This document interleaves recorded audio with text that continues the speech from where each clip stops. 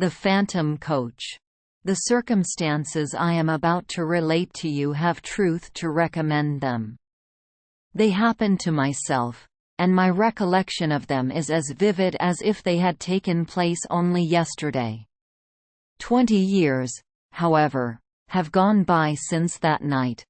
During those 20 years I have told the story to but one other person. I tell it now with a reluctance which I find it difficult to overcome. All I entreat, meanwhile, is that you will abstain from forcing your own conclusions upon me. I want nothing explained away. I desire no arguments. My mind on this subject is quite made up, and, having the testimony of my own senses to rely upon, I prefer to abide by it. Well, it was just 20 years ago, and within a day or two of the end of the grouse season. I had been out all day with my gun, and had had no sport to speak of. The wind was due east. The month, December. The place, a bleak wide moor in the far north of England. And I had lost my way. It was not a pleasant place in which to lose one's way, with the first feathery flakes of a coming snowstorm just fluttering down upon the heather, and the leaden evening closing in all around. I shaded my eyes with my hand, and stowed anxiously into the gathering darkness, where the purple moorland melted into a range of low hills, some 10 or 12 miles distant. Not the faintest smoke wreath, not the tiniest cultivated patch, or fence, or sheep track, met my eyes in any direction. There was nothing for it but to walk on, and take my chance of finding what shelter I could, by the way. So I shouldered my gun again, and pushed wearily forward. For I had been on foot since an hour after daybreak, and had eaten nothing since breakfast. Meanwhile, the snow began to come down with ominous steadiness, and the wind fell. After this, the cold became more intense, and the night came rapidly up. As for me, my prospects darkened with the darkening sky, and my heart grew heavy as I thought how my young wife was already watching for me through the window of our little inn parlour, and thought of all the suffering in store for her throughout this weary night. We had been married 4 months, and, having spent our autumn in the Highlands, were now lodging in a remote little village situated just on the verge of the great English moorlands. We were very much in love, and, of course, very happy. This morning, when we parted, she had implored me to return before dusk, and I had promised her that I would. What would I not have given to have kept my word? Even now, weary as I was, I felt that with a supper, an hour's rest, and a guide, I might still get back to her before midnight, if only guide and shelter could be found.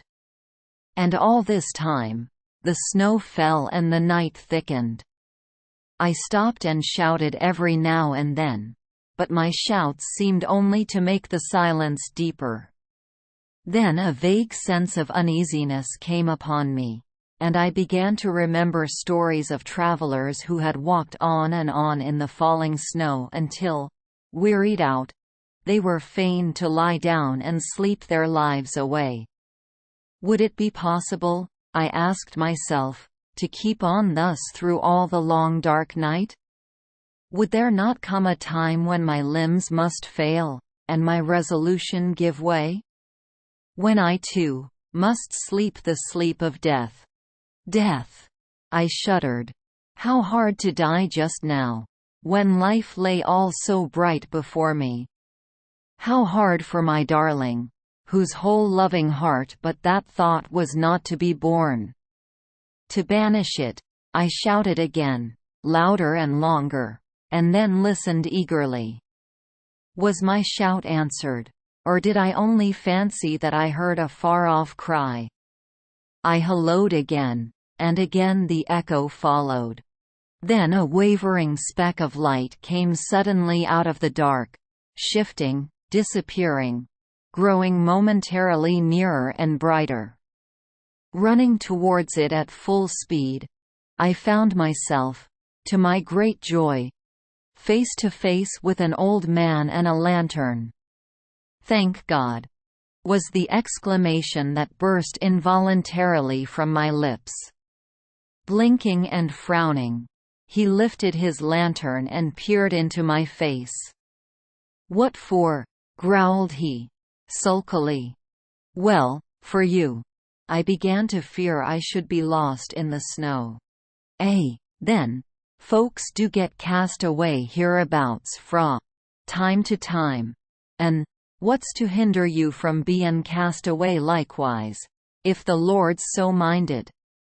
"If the Lord is so minded that you and I shall be lost together, friend, we must submit," I replied. "But I don't mean to be lost without you." "How far am I now from Dwalding?" "A good 20 mile, more or less." "And the nearest village?" "The nearest village is Wyke, and that's 12 mile t'other side." "Where do you live, then?" "Out yonder," said he, with a vague jerk of the lantern. "You're going home, I presume?" "Maybe I am." "Then I'm going with you." The old man shook his head, and rubbed his nose reflectively with the handle of the lantern. "It ain't on, no use," growled he. "He won't let you in, not he." "We'll see about that," I replied, briskly. "Who is he?" "The master." "Who is the master?" "That's nowt to you," was the unceremonious reply.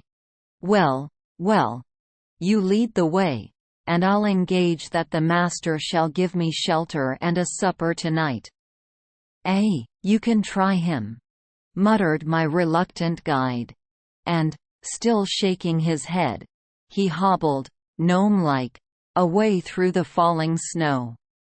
A large mass loomed up presently out of the darkness, and a huge dog rushed out, barking furiously. "Is this the house?" I asked. "Aye, it's the house. Down, Bay!" and he fumbled in his pocket for the key. I drew up close behind him, prepared to lose no chance of entrance, and saw in the little circle of light shed by the lantern that the door was heavily studded with iron nails, like the door of a prison. In another minute he had turned the key and I had pushed past him into the house. Once inside, I looked round with curiosity, and found myself in a great raftered hall, which served, apparently, a variety of uses. One end was piled to the roof with corn, like a barn. The other was stored with flour sacks, agricultural implements, casks, and all kinds of miscellaneous lumber, while from the beams overhead hung rows of hams, flitches, and bunches of dried herbs for winter use. In the center of the floor stood some huge object gauntly dressed in a dingy wrapping cloth, and reaching halfway to the rafters. Lifting a corner of this cloth, I saw, to my surprise, a telescope of very considerable size, mounted on a rude movable platform, with 4 small wheels. The tube was made of painted wood, bound round with bands of metal rudely fashioned.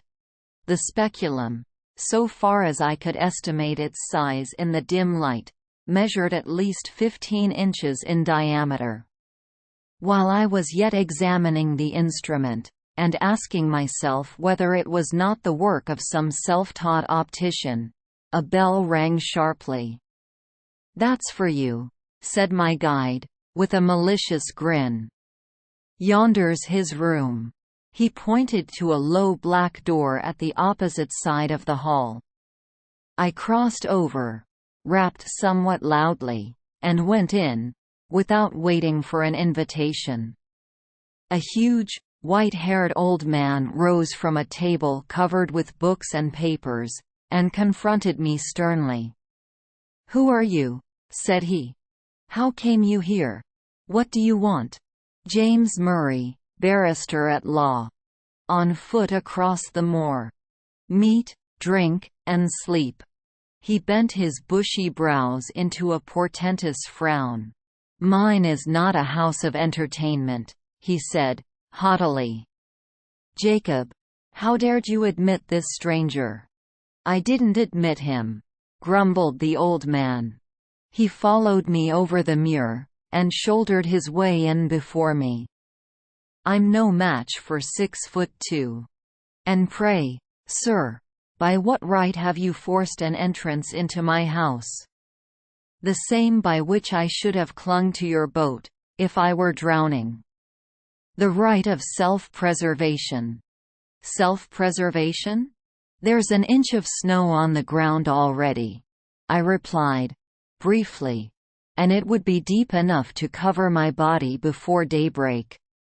He strode to the window, pulled aside a heavy black curtain, and looked out.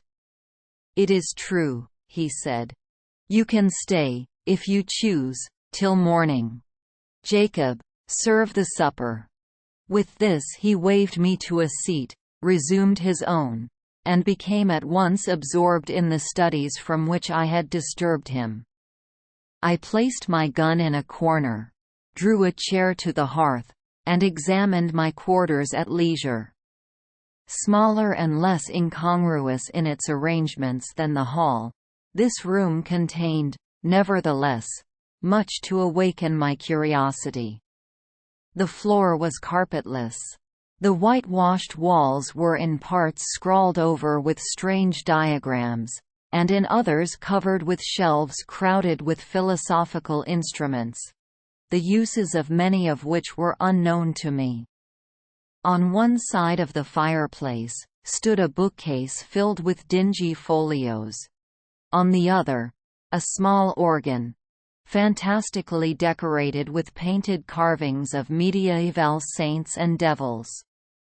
Through the half-open door of a cupboard at the further end of the room, I saw a long array of geological specimens, surgical preparations, crucibles, retorts, and jars of chemicals. While on the mantel-shelf beside me, amid a number of small objects, stood a model of the solar system, a small galvanic battery, and a microscope. Every chair had its burden. Every corner was heaped high with books. The very floor was littered over with maps, casts, papers, tracings, and learned lumber of all conceivable kinds. I stared about me with an amazement increased by every fresh object upon which my eyes chanced to rest. So strange a room I had never seen.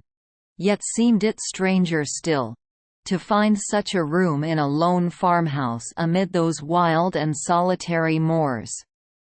Over and over again, I looked from my host to his surroundings, and from his surroundings back to my host, asking myself who and what he could be. His head was singularly fine, but it was more the head of a poet than of a philosopher.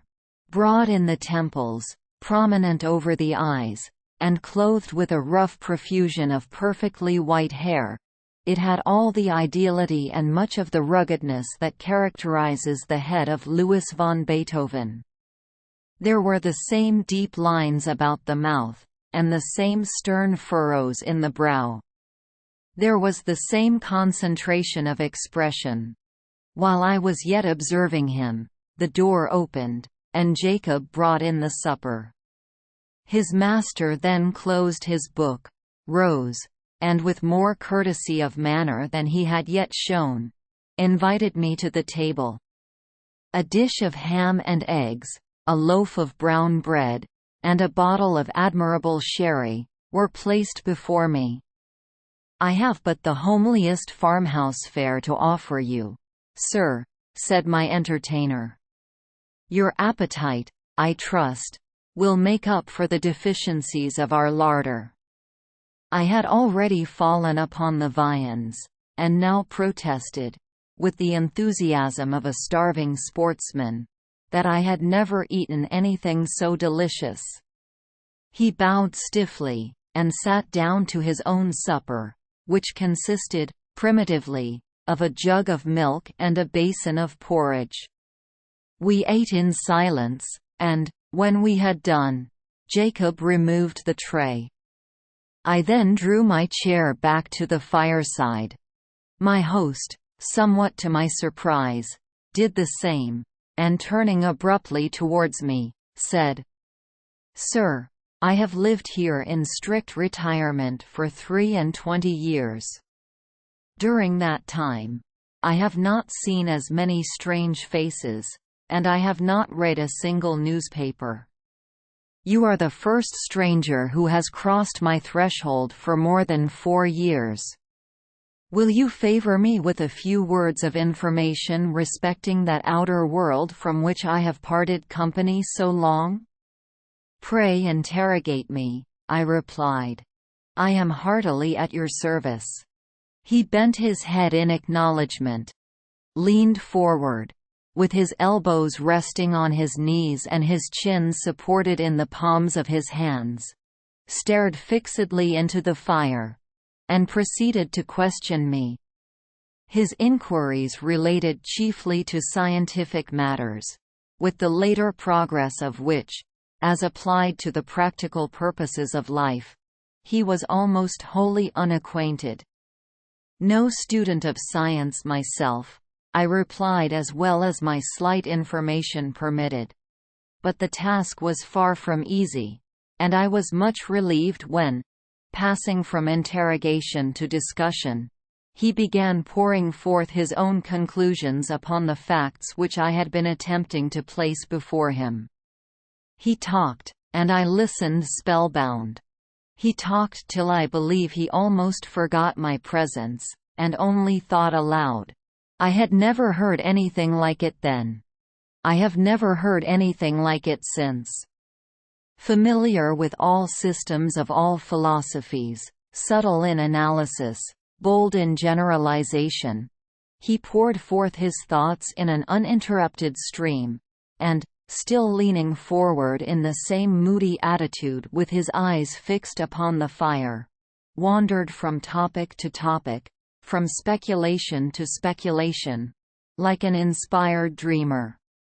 From practical science to mental philosophy, from electricity in the wire to electricity in the nerve, from Watts to Mesmer, from Mesmer to Reichenbach, from Reichenbach to Swedenborg, Spinoza, Condillac, Descartes, Berkeley, Aristotle, Plato, and the Magi and mystics of the East, were transitions which, however bewildering in their variety and scope, seemed easy and harmonious upon his lips as sequences in music. By and by, I forget now by what link of conjecture or illustration, he passed on to that field which lies beyond the boundary line of even conjectural philosophy, and reaches no man knows whither. He spoke of the soul and its aspirations, of the spirit and its powers, of second sight, of prophecy, of those phenomena which, under the names of ghosts, specters, and supernatural appearances, have been denied by the skeptics and attested by the credulous, of all ages. "The world," he said, "grows hourly more and more skeptical of all that lies beyond its own narrow radius. And our men of science foster the fatal tendency. They condemn as fable all that resists experiment. They reject as false all that cannot be brought to the test of the laboratory or the dissecting room. Against what superstition have they waged so long and obstinate a war, as against the belief in apparitions? And yet what superstition has maintained its hold upon the minds of men so long and so firmly? Show me any fact in physics, in history, in archaeology, which is supported by testimony so wide and so various. attested by all races of men, in all ages, and in all climates, by the soberest sages of antiquity, by the rudest savage of today, by the Christian, the pagan, the pantheist, the materialist. This phenomenon is treated as a nursery tale by the philosophers of our century. Circumstantial evidence weighs with them as a feather in the balance. The comparison of causes with effects, however valuable in physical science, is put aside as worthless and unreliable. The evidence of competent witnesses, however conclusive in a court of justice, counts for nothing. He who pauses before he pronounces, is condemned as a trifler. He who believes, is a dreamer or a fool. He spoke with bitterness, and, having said thus, relapsed for some minutes into silence. Presently he raised his head from his hands, and added, with an altered voice and manner, "I, sir, paused, investigated, believed, and was not ashamed to state my convictions to the world. I too was branded as a visionary, held up to ridicule by my contemporaries, and hooted from that field of science in which I had labored with honor during all the best years of my life. These things happened just 23 years ago. Since then, I have lived as you see me living now, and the world has forgotten me, as I have forgot the world. You have my history. It is a very sad one," I murmured, scarcely knowing what to answer. "It is a very common one," he replied. "I have only suffered for the truth, as many a better and wiser man has suffered before me." He rose, as if desirous of ending the conversation, and went over to the window. "It has ceased snowing," he observed, as he dropped the curtain, and came back to the fireside. "Ceased!" I exclaimed, starting eagerly to my feet. "Oh, if it were only possible, but no. It is hopeless. Even if I could find my way across the moor, I could not walk 20 miles tonight." "Walk 20 miles tonight," repeated my host. "What are you thinking of?" "Of my wife," I replied, impatiently. "Of my young wife, who does not know that I have lost my way, and who is at this moment breaking her heart with suspense and terror." "Where is she?" "At Dwalding, 20 miles away." "At Dwalding," he echoed, thoughtfully. "Yes, the distance, it is true, is 20 miles. But are you so very anxious to save the next 6 or 8 hours?" "So very, very anxious, that I would give 10 guineas at this moment for a guide and a horse." "Your wish can be gratified at a less costly rate," said he, smiling. "The night mail from the north, which changes horses at Dwalding, passes within 5 miles of this spot, and will be due at a certain cross-road in about an hour and a quarter. If Jacob were to go with you across the moor, and put you into the old coach road, you could find your way, I suppose, to where it joins the new one?" "Easily, gladly."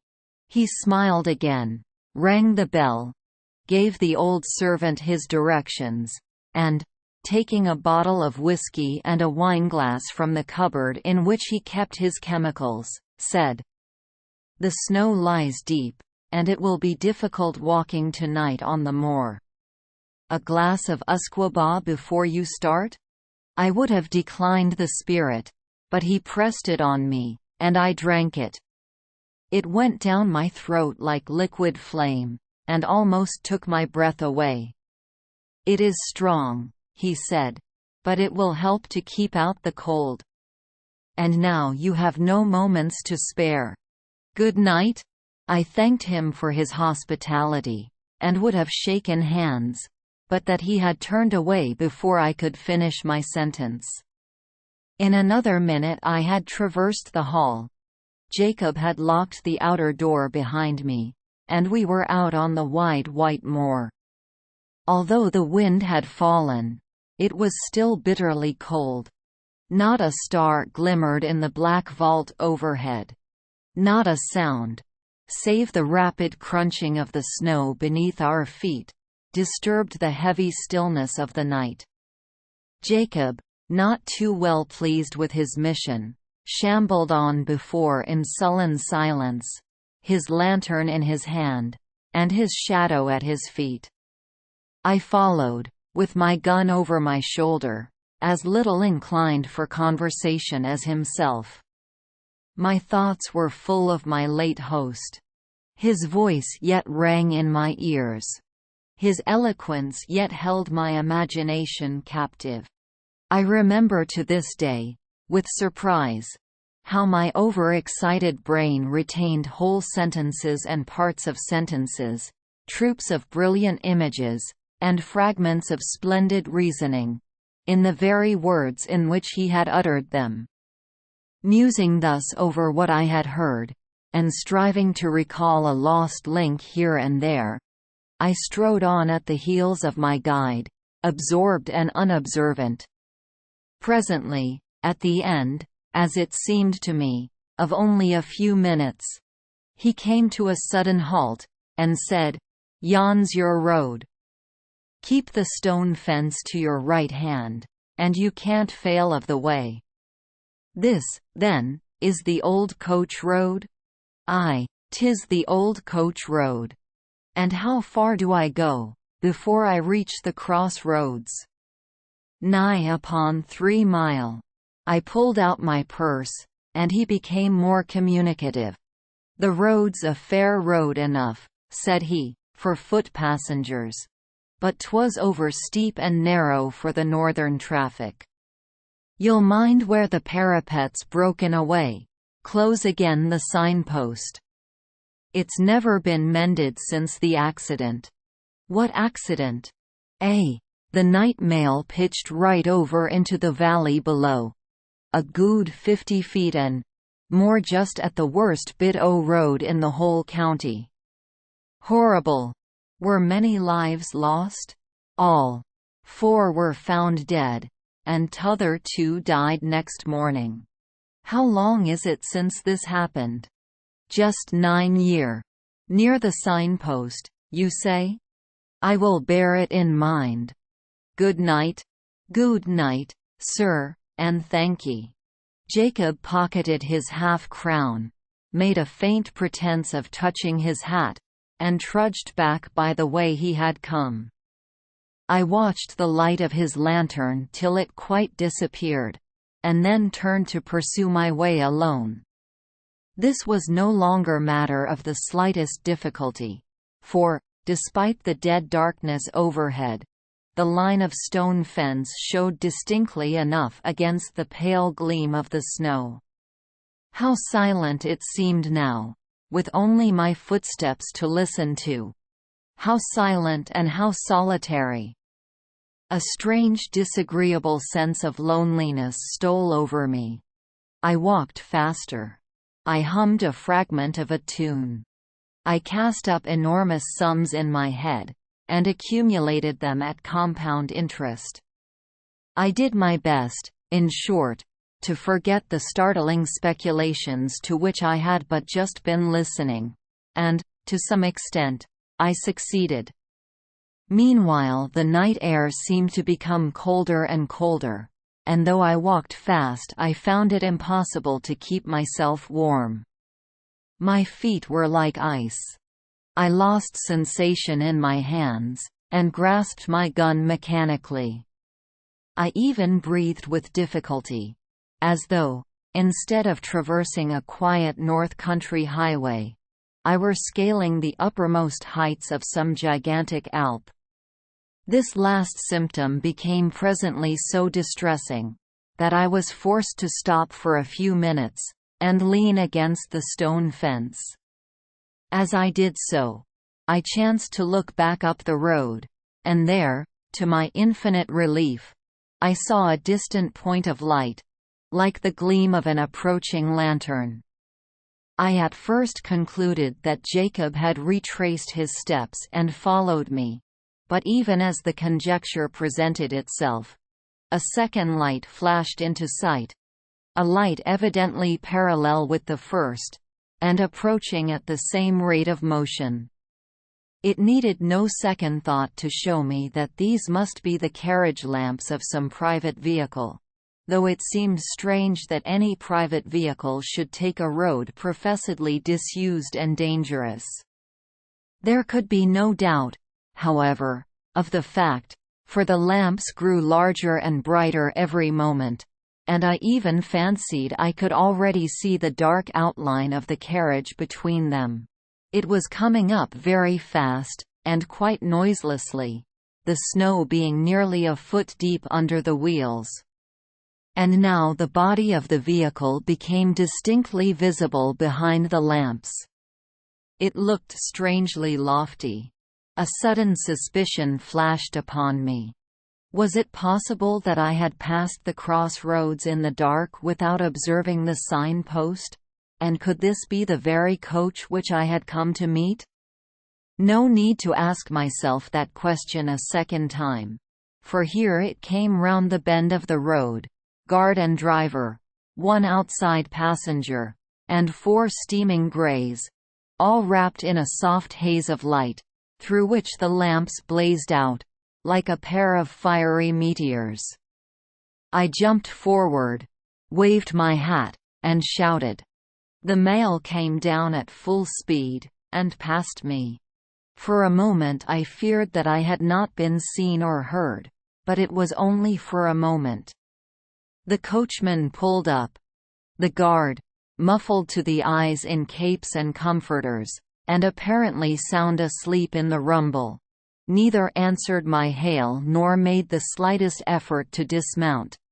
The outside passenger did not even turn his head. I opened the door for myself, and looked in. There were but 3 travelers inside, so I stepped in, shut the door, slipped into the vacant corner, and congratulated myself on my good fortune. The atmosphere of the coach seemed, if possible, colder than that of the outer air, and was pervaded by a singularly damp and disagreeable smell. I looked round at my fellow passengers. They were all 3 men, and all silent. They did not seem to be asleep, but each leaned back in his corner of the vehicle, as if absorbed in his own reflections. I attempted to open a conversation.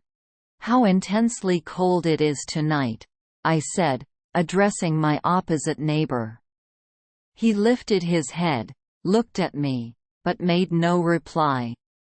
"The winter," I added, "seems to have begun in earnest." Although the corner in which he sat was so dim that I could distinguish none of his features very clearly, I saw that his eyes were still turned full upon me. And yet he answered never a word. At any other time I should have felt, and perhaps expressed, some annoyance, but at the moment I felt too ill to do either. The icy coldness of the night air had struck a chill to my very marrow, and the strange smell inside the coach was affecting me with an intolerable nausea. I shivered from head to foot, and, turning to my left-hand neighbor, asked if he had any objection to an open window. He neither spoke nor stirred. I repeated the question somewhat more loudly, but with the same result. Then I lost patience, and let the sash down. As I did so, the leather strap broke in my hand, and I observed that the glass was covered with a thick coat of mildew, the accumulation, apparently, of years. My attention being thus drawn to the condition of the coach, I examined it more narrowly, and saw by the uncertain light of the outer lamps that it was in the last stage of dilapidation. Every part of it was not only out of repair, but in a condition of decay. The sashes splintered at a touch. The leather fittings were crusted over with mold, and literally rotting from the woodwork. The floor was almost breaking away beneath my feet.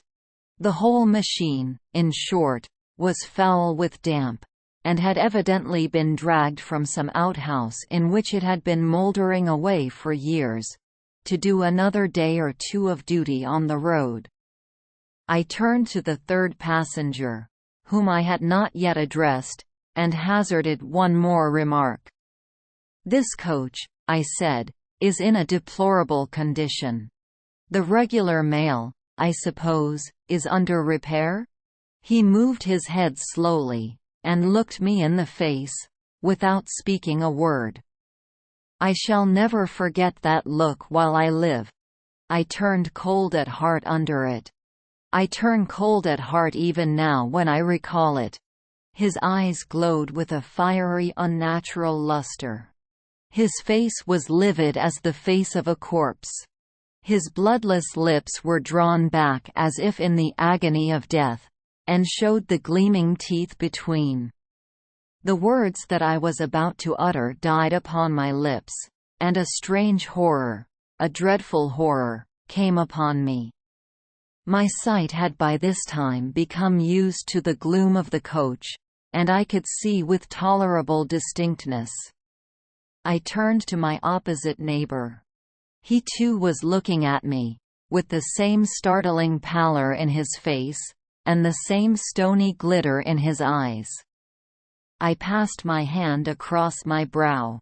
I turned to the passenger on the seat beside my own, and saw, oh heaven! How shall I describe what I saw? I saw that he was no living man. That none of them were living men, like myself.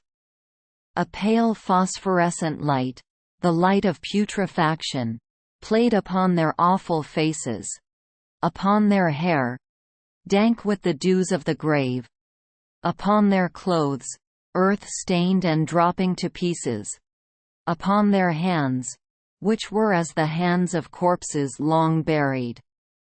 Only their eyes, their terrible eyes, were living. And those eyes were all turned menacingly upon me. A shriek of terror, a wild unintelligible cry for help and mercy, burst from my lips as I flung myself against the door, and strove in vain to open it. In that single instant, brief and vivid as a landscape beheld in the flash of summer lightning, I saw the moon shining down through a rift of stormy cloud, the ghastly sign-post rearing its warning finger by the wayside, the broken parapet, the plunging horses, the black gulf below. Then, the coach reeled like a ship at sea. Then, came a mighty crash, a sense of crushing pain, and then, darkness. It seemed as if years had gone by when I awoke one morning from a deep sleep, and found my wife watching by my bedside. I will pass over the scene that ensued, and give you, in half a dozen words, the tale she told me with tears of thanksgiving. I had fallen over a precipice, close against the junction of the old coach road and the new, and had only been saved from certain death by lighting upon a deep snowdrift that had accumulated at the foot of the rock beneath. In this snowdrift I was discovered at daybreak, by a couple of shepherds, who carried me to the nearest shelter, and brought a surgeon to my aid. The surgeon found me in a state of raving delirium, with a broken arm and a compound fracture of the skull. The letters in my pocket-book showed my name and address. My wife was summoned to nurse me, and, thanks to youth and a fine constitution, I came out of danger at last. The place of my fall, I need scarcely say, was precisely that at which a frightful accident had happened to the North Mail 9 years before. I never told my wife the fearful events which I have just related to you. I told the surgeon who attended me, but he treated the whole adventure as a mere dream born of the fever in my brain. We discussed the question over and over again, until we found that we could discuss it with temper no longer, and then we dropped it. Others may form what conclusions they please. I know that 20 years ago I was the fourth inside passenger in that phantom coach.